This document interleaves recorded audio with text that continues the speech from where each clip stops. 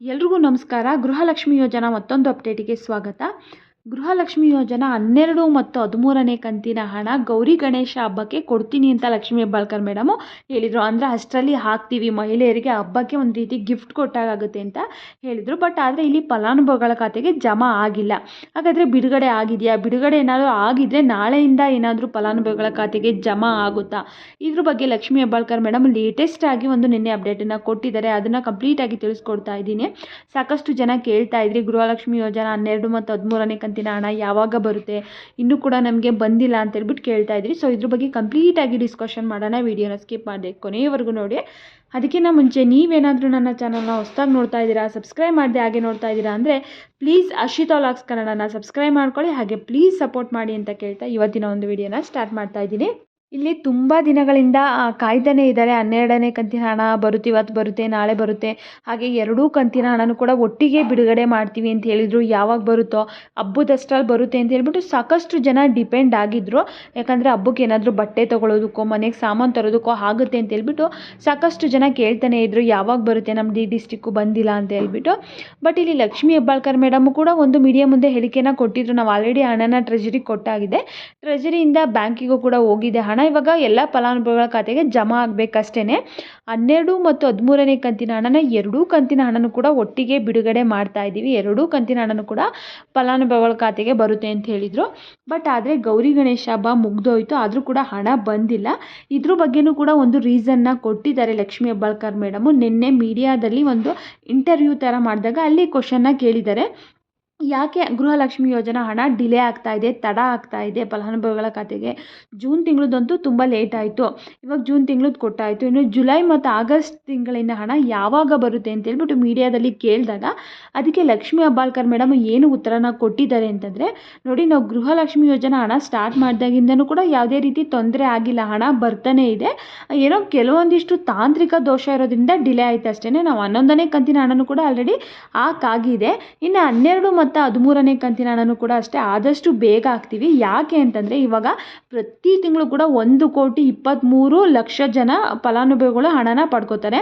ಸುಮಾರು ಇಲ್ಲಿ ಇನ್ನೂ 2,500 ಕೋಟಿಯಷ್ಟು ಹಣನ ನಾವು ಪ್ರತಿ ತಿಂಗಳು ಕೂಡ ಬಿಡುಗಡೆ ಮಾಡಬೇಕಾಗುತ್ತೆ. ಇಷ್ಟು ದೊಡ್ಡ ಮೊತ್ತದ ಅಮೌಂಟನ್ನು ಬಿಡುಗಡೆ ಮಾಡಿದಾಗ ಬ್ಯಾಂಕ್ಗಳಲ್ಲೂ ಕೂಡ ಸಾಕಷ್ಟು ಟೆಕ್ನಿಕಲ್ ಎರರ್ಸು, ಟೆಕ್ನಿಕಲ್ ಇಶ್ಯೂಸು ಕೂಡ ಉಂಟಾಗೋದು ಸಹಜನೇ. ಯಾಕಂತಂದರೆ ಇವಾಗ ಒಂದು ಬ್ಯಾಂಕಲ್ಲೂ ಕೂಡ ಲಿಮಿಟ್ಸ್ ಇರುತ್ತೆ, ಇಷ್ಟು ಅಂತ ಹೇಳ್ಬಿಟ್ಟು ತಿಂಗಳಲ್ಲಿ ಇಷ್ಟು, ಒಂದು ಡೇಗೆ ಇಷ್ಟು ಅಂತ ಹೇಳ್ಬಿಟ್ಟು.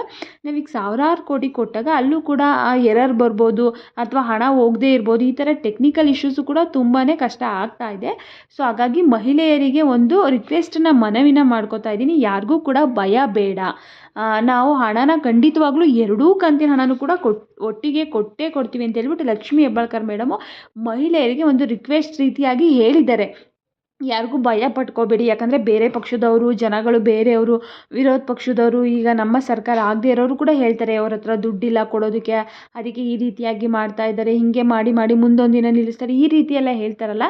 ಯಾರೂ ಕೂಡ ತಲೆ ಕೆಡಿಸ್ಕೋಬೇಡಿ, ಇದು ಮಹಿಳೆಯರ ಸಬಲೀಕರಣಕ್ಕೋಸ್ಕರ ನಾವು ಮಾಡಿರುವಂಥ ಯೋಜನೆ. ನಾವು ಹೇಗೆ ನುಡಿದಂತೆ ನಡೆದ ಸರ್ಕಾರದ ಥರ ಇವಾಗ 1 ವರ್ಷದಿಂದ ಕೊಡ್ತಾ ಇದ್ದೀವಲ್ವ, ಬೇರೆ ಎಲ್ಲ ಯೋಜನೆಯೂ ಕೂಡ ಕೊಡ್ತಾ ಇದ್ದೀವಿ. ಇದನ್ನು ಯಾಕೆ ನಾವು ಬಂದ್ ಮಾಡೋಣ ಹೇಳಿ? ಖಂಡಿತವಾಗ್ಲೂ ಇಲ್ಲ, ಕೊಡ್ತೀವಿ.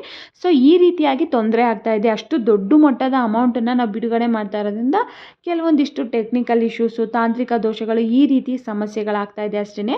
ಖಂಡಿತವಾಗ್ಲೂ 2 ಕಂತಿನ ಹಣನ ಆದಷ್ಟು ಬೇಗನೆ ರಿಲೀಸ್ ಮಾಡ್ತೀನಿ ಅಂತ ತಿಳಿಸ್ತಾ ಇದ್ದಾರೆ. ಇನ್ನು ಸಾಕಷ್ಟು ಜನ ವಿಡಿಯೋಸ್ನು ನೀವು ನೋಡಿರ್ಬೋದು. ಇವತ್ತು ಇಷ್ಟು ಜಿಲ್ಲೆಗೆ 12, 13ನೇ ಕಂತಿನ ಹಣ, ನಾಳೆ ಇಷ್ಟು ಜಿಲ್ಲೆಗೆ ಅಂತೇಳ್ಬಿಟ್ಟು ವಿಡಿಯೋಸ್ನ ಮಾಡ್ತಾ ಇರ್ತಾರೆ. ಬಟ್ ಅಲ್ಲಿ ಸರ್ಕಾರದಿಂದ ಯಾವ ಒಂದು ಕಂತನ್ನು ಕೂಡ ಒಂದು ದಿನಕ್ಕೆ ಇಷ್ಟೇ ಜಿಲ್ಲೆಗೆ ಅಂತೇಳ್ಬಿಟ್ಟು ಬಿಡುಗಡೆ ಮಾಡಿಲ್ಲ. ಎಲ್ಲ ಜಿಲ್ಲೆಗೂ ಕೂಡ ಬಿಡುಗಡೆ ಮಾಡ್ತಾರೆ. ಇವಾಗ ನಮ್ಮ ಕರ್ನಾಟಕದಲ್ಲಿ 31 ಜಿಲ್ಲೆಗಳೇನಿದೆ, ಎಲ್ಲ ಜಿಲ್ಲೆಗೂ ಕೂಡ ಹಣನ ಬಿಡುಗಡೆ ಮಾಡ್ತಾರೆ ಪ್ರತಿದಿನವೂ ಕೂಡ. ಬಟ್ ಏನಾಗುತ್ತೆ ಅಂದರೆ ಕೆಲವೊಂದು ಡಿಸ್ಟಿಕಲ್ಲಿ ಸ್ವಲ್ಪ ಕಡಿಮೆ ಜನಕ್ಕೆ ಬರುತ್ತೆ, ಕೆಲವೊಂದು ಡಿಸ್ಟಿಕಲ್ಲಿ ಸ್ವಲ್ಪ ಜಾಸ್ತಿ ಜನಕ್ಕೆ ಬರುತ್ತೆ. ಯಾಕಂದರೆ ಅಲ್ಲೂ ಕೂಡ ಕೆಲವೊಂದಿಷ್ಟು ತಾಂತ್ರಿಕ ದೋಷಗಳು, ಟೆಕ್ನಿಕಲ್ ಎರರ್ಸ್ ಎಲ್ಲ ಕೂಡ ಇರುತ್ತಲ್ವ. ಸೊ ಹಾಗಾಗಿ ಹಂಗಾಗುತ್ತೆ ಅಷ್ಟೇ. ಪ್ರತಿದಿನ ಪ್ರತಿ ಜಿಲ್ಲೆಗೂ ಕೂಡ ಹಣ ಬರ್ತಾ ಇದೆ. ಇನ್ನೂ ಕೂಡ 11ನೇ ಕಂತಿನ ಹಣ ಪಡ್ಕೊಳ್ಳೋವಂಥವ್ರು 80,000 ಜನದಷ್ಟು ಫಲಾನುಭವಿಗಳು ಇದ್ದಾರಂತೆ. ಯಾಕಂದರೆ ಅವ್ರದ್ರಲ್ಲಿ ಏನಾದರೂ ಸಮಸ್ಯೆಗಳಿರ್ಬೋದು, ಹಣ ಹೋಗದೇ ಇರ್ಬೋದು, ಈ ರೀತಿ ಎಲ್ಲ ಆಗಿರ್ಬೋದು. ಅದ್ರ ಬಗ್ಗೆನೂ ಕೂಡ ಹೇಳಿದ್ದಾರೆ. ಅದನ್ನೆಲ್ಲ ಕ್ಲಿಯರ್ ಮಾಡಿ ಆದಷ್ಟು ಬೇಗ ಅವ್ರಿಗೂ ಕೂಡ ಹಣ ಹಾಕಿ 12, 13ನೇ ಕಂತಿನ ಹಣನ ಅದನ್ನು ಕೂಡ ಆದಷ್ಟು ಬೇಗ ನಾವು ಹಾಕ್ತೀವಿ ಅಂತ ಹೇಳ್ಬಿಟ್ಟು ಇಲ್ಲಿ ಲಕ್ಷ್ಮೀ ಹೆಬ್ಬಾಳ್ಕರ್ ಮೇಡಮ್ ತಿಳಿಸ್ತಾ ಇದ್ದಾರೆ. ಸೊ ಇಲ್ಲಿ ಸಾಕಷ್ಟು ಜನ ಕೇಳ್ತಾ ಇದ್ರಿ, ಇನ್ನೂ ಕೂಡ ಬಂದಿಲ್ವಲ್ಲ ಗೌರಿ ಗಣೇಶ ಹಬ್ಬಕ್ಕೆ ಅಷ್ಟರಲ್ಲಿ ಬರುತ್ತೆ ಅಂತ ಹೇಳ್ತಾಯಿದ್ರು. ಯಾವಾಗ ಬರುತ್ತೆ, ನಾವು ಕಾಯ್ತಾ ಇದ್ದೀವಿ ಅಂತ ಕೇಳ್ತಾ ಇದ್ರು. ಅದ್ರ ಬಗ್ಗೆನೂ ಲಕ್ಷ್ಮೀ ಹೆಬ್ಬಾಳ್ಕರ್ ಹೇಳಿದ್ದಾರೆ, ಈ ಭಯ ಬೇಡ, ಖಂಡಿತವಾಗ್ಲೂ ಹಾಕ್ತೀವಿ ಅಂತ ಹೇಳಿದ್ದಾರೆ. ಅವರೇನೆ ನಿನ್ನೆ ಒಂದು ಟಿ ವಿಲಿ ಇಂಟರ್ವ್ಯೂವಲ್ಲಿ ಹೇಳಿದ್ದಾರೆ, ನೀವು ನೋಡಿರ್ಬೋದು ವೀಡಿಯೋಸ್ನ. ಬೇರೆ ಚಾನಲ್ಗಳಲ್ಲಿ ಏನಾದರೂ ಹಣ ಕೊಡೋದಿಲ್ಲ ಇವತ್ತು ಈ ಜಿಲ್ಲೆಗೆ ಅಂತ ಹೇಳಿದರೆ ಖಂಡಿತವಾಗ್ಲೂ ನಂಬೇಡಿ, ಪ್ರತಿ ಜಿಲ್ಲೆಗೂ ಕೂಡ ಬರುತ್ತೆ. ಬಟ್ ಸ್ವಲ್ಪ ಲೇಟ್ ಆಗ್ಬೋದು ಅಷ್ಟೇ. ಇಲ್ಲಿ ಲಕ್ಷ್ಮೀ ಹೆಬ್ಬಾಳ್ಕರ್ ಮೇಡಮ್ ಅವರೇನೆ ಭರವಸೆ ಕೊಟ್ಟಿದ್ದಾರಲ್ವಾ, ನಾನು CM ಹತ್ರನೂ ಆಲ್ರೆಡಿ ಮಾತಾಡಿ 2 ಕಂತಿನ ನಾನು ಕೂಡ ರಿಲೀಸ್ ಮಾಡ್ತೀನಿ ಅಂತ ತಿಳಿಸಿದ್ದಾರೆ. ಸೊ ಆದಷ್ಟು ಬೇಗ ನಿಮ್ಮ ಖಾತೆಗಳಿಗೆ ಹಣ ಜಮಾ ಆಗುತ್ತೆ. ಹೇಳೋದಕ್ಕಾಗಲ್ಲ, ಇವತ್ತೇ ಬಂದರೂ ಬರ್ಬೋದು ಅಥವಾ ನಾಳೆಯಿಂದ ಬಂದರೂ ಬರ್ಬೋದು. ಇವಾಗ ಇವ್ರು ಟ್ರೆಜರಿಯಿಂದ ಬ್ಯಾಂಕಿಗೆ ಕೊಟ್ಟಿದ್ದಾರೆ ಅಂದರೆ ಬ್ಯಾಂಕಿಂದ ಆ ಬ್ಯಾಂಕಲ್ಲೂ ಕೂಡ ಫಲಾನುಭವಿಗಳ ಅಕೌಂಟಿಗೆ ಹಾಕಿದ್ದಾರೆ ಅಂದರೆ ಅಲ್ಲಿಂದ ಡೆಬಿಟ್ ಆಗೋದಕ್ಕೆ ಯಾವತ್ತು ಬೇಕಿದ್ರೂ ಕೂಡ ಆಗ್ಬೋದು. ಸಂಡೇ ಇದ್ದರೆ ಇವತ್ತು ಕೂಡ ಆಗ್ಬೋದು, ನಾಳೆನಾದರೂ ಆಗ್ಬೋದು. ಬಟ್ ಹೇಳೋದಕ್ಕಾಗಲ್ಲ.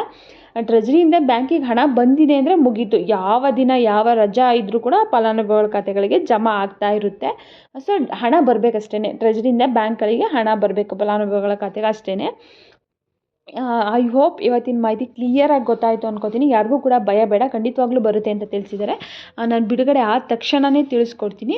ಈ ಮಾಹಿತಿ ಇಷ್ಟ ಆಗಿದ್ದರೆ ನೀವಿನ್ನು ನನ್ನ ಚಾನಲ್ನ ಸಬ್ಸ್ಕ್ರೈಬ್ ಮಾಡದೆ ಹಾಗೆ ನೋಡ್ತಾ ಇದ್ದರೆ ಪ್ಲೀಸ್ ಅಶ್ವಿತಾ ವ್ಲಾಗ್ಸ್ ಕನ್ನಡನ ಸಬ್ಸ್ಕ್ರೈಬ್ ಮಾಡ್ಕೊಳ್ಳಿ, ಹಾಗೆ ಪ್ಲೀಸ್ ಸಪೋರ್ಟ್ ಮಾಡಿ ಅಂತ ಕೇಳ್ತಾ ಈ ವಿಡಿಯೋನ ಇಲ್ಲಿಗೆ ಎಂಡ್ ಮಾಡ್ತಾ ಇದ್ದೀನಿ. ವಿಡಿಯೋ ನೋಡಿದಂಥವ್ರಿಗೆ ಎಲ್ಲರಿಗೂ ಕೂಡ ತುಂಬಾ ಧನ್ಯವಾದಗಳು. ಹಾಗೆ ಈ ವಿಡಿಯೋ ಇಷ್ಟ ಆಗಿದೆ ಇನ್ನೊಮ್ಮೆ ಹೇಳ್ತಾ ಇದ್ದೀನಿ, ಪ್ಲೀಸ್ ಲೈಕ್ ಮಾಡಿ, ಶೇರ್ ಮಾಡಿ, ಹಾಗೆ ಸಬ್ಸ್ಕ್ರೈಬ್ ಮಾಡ್ಕೊಳ್ಳಿ. ನಿಮಗೆ ಏನೇ ಡೌಟ್ಸ್ ಇದ್ದರೂ ಕೂಡ ಕಮೆಂಟ್ ಮಾಡಿ, ಖಂಡಿತವಾಗ್ಲೂ ರಿಪ್ಲೈ ಮಾಡ್ತೀನಿ ಅಂತ ಹೇಳ್ತಾ ಈ ವಿಡಿಯೋನ ಇಲ್ಲಿಗೆ ಎಂಡ್ ಮಾಡ್ತಾ ಇದ್ದೀನಿ.